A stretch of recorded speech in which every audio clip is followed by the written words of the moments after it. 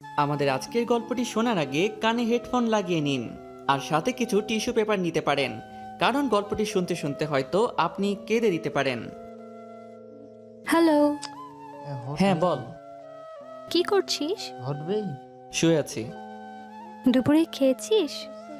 না, কেন? টাকা নেই কাছে আর মেসে মেইল নাই। শয়তান, বিকেল হয়ে গেছে, এখনো খাসনি? তাড়াতাড়ি বাইরে আয়। ছেলেটির নাম শুভ আর মেয়েটির নাম নীলা। শুভ জানে না গেলে সুনামি বয়ে যাবে, তাই আসতেছি বলেই রেডি হয়ে বাইরে চলে এলো। একটু পরই দেখলো নীলা প্রাইভেট করে চলে এলো। তারপর শুভকে তুলে রেস্টুরেন্টে নিয়ে গেল। শুভ এক মনে খাচ্ছে আর নীলা মনোযোগ দিয়ে শুভর খাওয়া দেখছে। এভাবে আর কতদিন? কি কতদিন? কি কতদিন বুঝিস না? আমার টাকায় আর কতদিন এভাবে চালাবি বল? আমার একমাত্র বইয়ের বাপের টাকায় খাবো তো এতে কিপটামির কি আছে? এই কথা বলেই শুভ আবার খাওয়ায় মন দিল আর নীলা রাগটাকে কন্ট্রোল করার চেষ্টা করছে। খাওয়া শেষ হলে বিলটা দিয়ে শুভকে নিয়ে লেকের পাড়ে চলে গেল। চুপচাপ বসে আছে দুজনেই। শুভ, এভাবে আর কতদিন চলবে বল? অন্তত কিছু একটা তো কর। যেদিন আমি থাকবো না, কিভাবে চলবি তুই? দেখ নীলা, বেশি কথা বলবি না তো। তোর মতো একটা লক্ষ্মী বউ থাকতে কি অন্য কিছু করা লাগে? আর তোর বাবার অনেক টাকা, এগুলো খেয়েই তো দুজনে শেষ করতে পারবো না।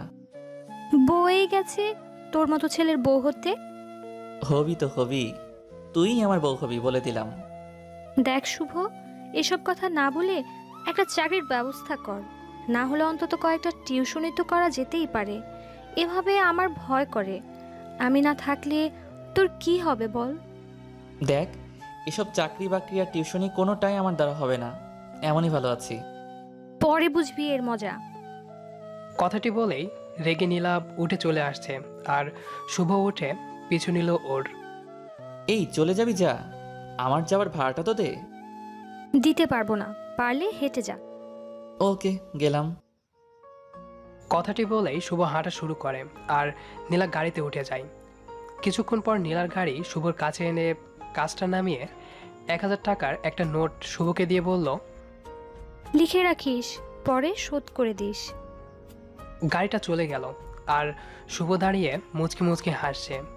এই 4টা বছরে শুভ এই দিয়ে 1,25,417 টাকা নিয়েছে। নোটটা না ভাঙিয়ে হাঁটতে হাঁটতে শুভ ম্যাচে চলে আসে। এবার এদের পরিচয়টা দেই। নীলান্দ্রি বড়লোক বাবার একমাত্র মেয়ে, তবে বড়লোক হলেও ওর মতো মেয়ে হয় না। রাগী হলেও মনটা খুব নরম। আর শুভ গ্রামের ছেলে। পরিবার বলতে শুভ নিজেই, মা বাবা সবাই ওই দূর আকাশে থাকে। অনেক কষ্ট করে ভার্সিটি পর্যন্ত এসেছে। পরিচয় বলতে এতটুকুই। ভার্সিটিতে শুভ একদম বেখেয়ালিভাবে চলতো, উদাসীন। আর এই উদাসীন ছেলেটাকে দেখে নীলার ভীষণ রাগ হতো যে ছেলেটা এমন কেন। তাই শুভর সাথে বন্ধুত্ব করে নীলা। এরপর থেকেই শুভর প্যারা শুরু। শুভ এতটাই উদাসীন যে না খেয়ে থাকবে, তবুও কিছু করবে না। তবে নীলা খুব ভালো, তাই তো শুভর যখন যা লাগে দেয়। আর একসাথে থাকা চলা এটা তো কমন। এই 4টা বছর ধরে শুভর জ্বালাতে নীলা পাগল প্রায়। তবুও কেন জানি শুভকে কিছু বলতে পারে না। ছেলেটা এতিম তো, তাই আর শুভর হাসি দেখলেই নীলা সব রাগ চলে যায়। অপরদিকে শুভ নিজেকে নিজে যতটা না কেয়ার করে, তার চেয়ে বেশি নীলা কেয়ার করে। তাই তো নীলাকে খুব ভালোবেসে ফেলেছে শুভ। অনেক আগেই শুভ বারবারই নীলাকে বলে যে ভালোবাসি, তবে নীলা মজা ভেবে উড়িয়ে দেয়। এভাবেই এক এক করে চলে যাচ্ছে দিন। শুভও চাই চাকরি করতে, তারপর নীলাকে নিজের বউ করে নিতে।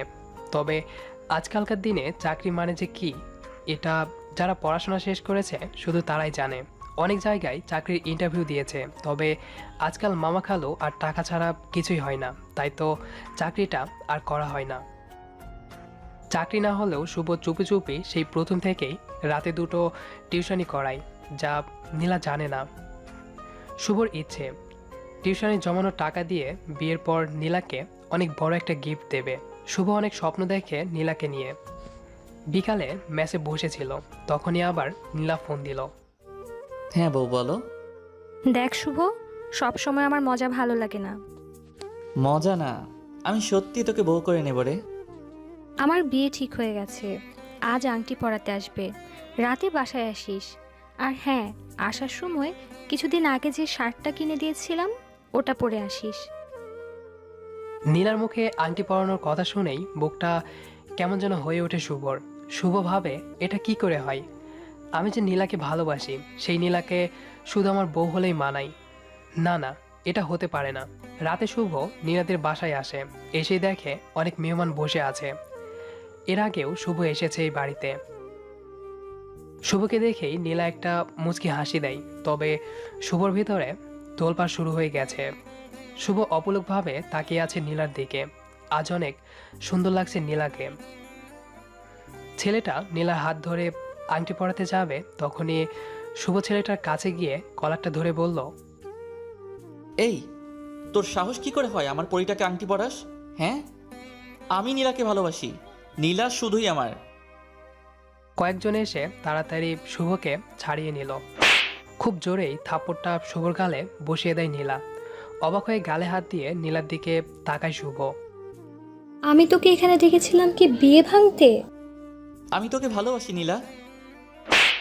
আবার কষে থাপ্পড় বসিয়ে দেয় শুভর গালে। আমি তোকে শুধু বন্ধু ভাবতাম, আর তুই এই প্রতিদান দিলি? ভুলে যাস না শুভ, তুই একটা এতিম। নীলার মুখে এতিম শুনেই শুভর বুকটা ধক করে ওঠে। নীলাই প্রথম দিন শুভকে বলেছিল, খবরদার নিজেকে কখনো এতিম বলবি না। স্তব্ধ হয়ে যায় শুভ।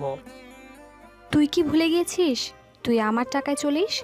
তোর পড়ার টাকাটা আমি দেই, তোর মেস ভাড়া, তোর খাবার টাকা, এমনকি যে শার্টটা গায়ে দিয়ে আছিস সেটাও আমার দেয়া। একটা এতিম ছেলে তুই, যার কোনো বাড়ি নেই, থাকার জায়গা নেই, একটা টাকা নেই। তোর মতো ছেলেকে এতদিন আমি সাহায্য করেছি কি শেষমেশ আমার পরিবারকে তুই ছোট করবি এই জন্যে? তোর টাকা লাগবে তো নে, দিচ্ছি, দাঁড়া।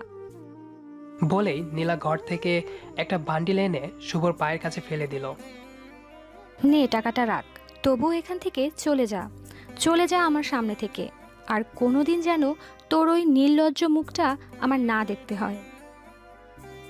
শুভ টাকাটা তুলে নিল, তারপর টাকাটা নীলার হাতে তুলে দিয়ে বলল, আমাকে মাফ করিস রে, আমি বুঝিনি যে এমনটা হয়ে যাবে। ছেলেটার কাছেও এগিয়ে যায় শুভ। তারপর ছেলেটির পা জড়িয়ে ধরে বলে, ভাই, আমাকে মাফ করে দিয়েন। তারপর আবার নীলার কাছে এসে বলে, আসলে আমি তো ভুলেই গেছিলাম যে আমি এতিম। আমি ভুলেই গেছিলাম যে আমি তোর টাকাতে চলি। আমার যা আছে সবই তো তোর টাকাতেই কেনা। দেখ না, তুই আমাকে কত ভালো বন্ধু ভাবতি, আর আমি তোর বিশ্বাসকে এভাবে নষ্ট করে দিলাম। আসলেই আমি বেহায় রে। আর তোর টাকাটা দেওয়া লাগবে না, এমনিতেই যে টাকা দিয়েছিস সেটাই সারা জীবন তোর কামলা খাটলেও শোধ হবে না। নীলার বাবার হাতটা ধরে শুভ বলল, চাচা, আপনাদের শুভ কাজে বাধা দেওয়ার জন্য মাফ করবেন। আর নীলা শোন, তুই যতই আমার মুখটা না দেখতে চাস, আমি তোর বিয়েতে ঠিকই আসবো। বলেই চোখটা মুছে শুভ চলে গেল। মেসে এসে বসে আছে শুভ। আজই প্রথম নিজেকে এতিম মনে হচ্ছে। আসলে নীলাকে নিয়ে একটু বেশি স্বপ্ন সাজানো হয়ে গেছিল, তাই তো কষ্টটা একটু বেশি লাগছে। সারা রাত একটুও চোখের পাতা এক করতে পারেনি শুভ। পরের দিন ব্যাংকে গিয়ে টিউশনির জমানো টাকাটা তুলে নেয় শুভ। তারপর শপিং সেন্টারে গিয়ে খুব সুন্দর দেখে নীলার জন্য একটা নীল শাড়ি কিনে শাড়িটা গিফট পেপার দিয়ে প্যাকিং করে নেয়। তারপর আবার মেসে ফিরে আসে। কালকে নীলার বিয়ে। সারা বাড়িতে হই হুল্লোড় চলছে। খুব খুশি সবাই। খুশি হবে না কেন, একমাত্র মেয়ের বিয়ে। তবে মনটা খারাপ নীলার। শুভকে সেদিন ওভাবে বলার পর থেকেই মনটা খুব খারাপ। নীলা জানে যে শুভ হাজার কষ্ট পেলেও কখনো কাঁদে না। মুচকি হাসির আড়ালে কষ্ট খুব করে লুকাতে পারে। নীলা ভাবে কালকে বিয়েতে আসলেই ওকে সরি বলে নেবে। আর নীলা ছাড়া তো ওর কেউ নেই। বিয়ের পরও না হয় ওকে দেখবে। পরের দিন রাত 8টা। শুভ নীলাদের বাড়ির গেটে দাঁড়িয়ে আছে, হাতে নীলার জন্য কেনা গিফটটা। শুভকে দেখেই গেটের দারোয়ান চাচা বলল, আরে বাবা, বাইরে দাঁড়িয়ে যে, ভেতরে চলো। না চাচা, অনেক কাজ আছে। এটা ধরুন, এটা নীলার হাতে দিয়ে বলবেন আমি দিয়েছি। আর আজ খুলতে মানা করবেন, বলবেন যেন বিয়ের পর খোলে। সে কি বাবা, তুমি যাবে না ভেতরে? না চাচা, অনেক তাড়া আমার। আমি এখন তাহলে আসি। কেমন? ভালো থাকবেন। পিছু ফিরে হাঁটা শুরু করে শুভ। কি মনে করে যেন বাড়িটার দিকে তাকায়। দোতলা বাড়িটা অনেক সুন্দর করে সাজানো হয়েছে। শুভর বড্ড ইচ্ছে করছে ভেতরে গিয়ে নীলাকে বইয়ের সাজে দেখতে। তবে নীলা যে সেদিন খুব সহজেই বলে দিয়েছে তাকে আর দেখতে চায় না নীলা। তাই তো শুভর শেষ ইচ্ছুটুকুও হাসির মাঝে চাপা দিয়ে পিচ ঢালা রাস্তা দিয়ে হেঁটে চলেছে। পকেট থেকে ভাঙাচোরা বাটন ফোনটা বের করে। শুভর ফোনটা ভাঙা হলেও ডিসপ্লেতে নীলা ছবিটা অনেক সুন্দর মানিয়েছে। ব্যাটারিটা খুলে সিমটা বের করে, তারপর ভেঙে পাশে ঝোপে ফেলে দেয়। সঙ্গে সঙ্গে পুরো পৃথিবীর সাথে যোগাযোগ বিচ্ছিন্ন হয়ে যায় শুভর। যার পৃথিবীতে আপন বলতে কেউ নেই, তার জন্য আপাতত কেউ কষ্ট পাবে না। একজন আপন ছিল, সেও এখন অন্য কারোর হয়ে গেছে। হাসতে হাসতে আধারের মাঝে মিলিয়ে যায় শুভ। অপরদিকে নীলা বিয়ে বাড়িতে খুঁজছে, তবে পাচ্ছে না। দারোয়ান চাচা এসে গিফটটা নীলার হাতে দিয়ে বলল, মামনি, এটা শুভ বাবা দিয়েছে। শুভ দিয়েছে? কোথায় ও?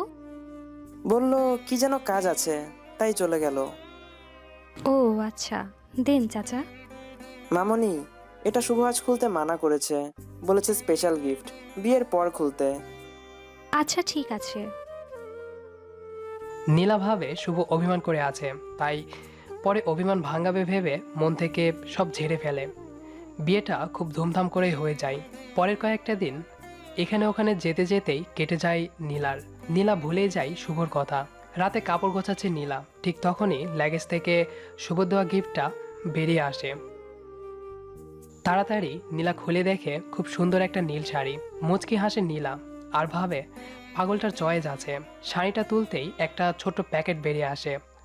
প্যাকেটটা খুলতেই নীলা অবাক হয়ে যায়। অনেকগুলো টাকা, সাথে একটা কাগজ। তাড়াতাড়ি কাগজটা খুলে নীলা পড়তে শুরু করলো। কি রে, কেমন আছিস বউ? রাগ করিস না, তোকে বউ বলেছি বলে। কি করব বল, অনেক যে ভালোবাসি তোকে। জানিস তো, আমি ইচ্ছা করেই তোর থেকে টাকা নিতাম। তোর থেকে আমি মোট 1,25,417 টাকা নিয়েছিলাম। এখানে টাকাটা আছে। ভাবছিস এত টাকা কোথায় পেলাম? তোকে না বলে 2টো টিউশনি করাতাম রে, সেটা থেকে জমিয়ে তোর জন্য রেখেছিলাম। ভেবেছিলাম তোর সাথে আমার বিয়ে হলে তোকে এটা দিব, কিন্তু তা তো হলো না।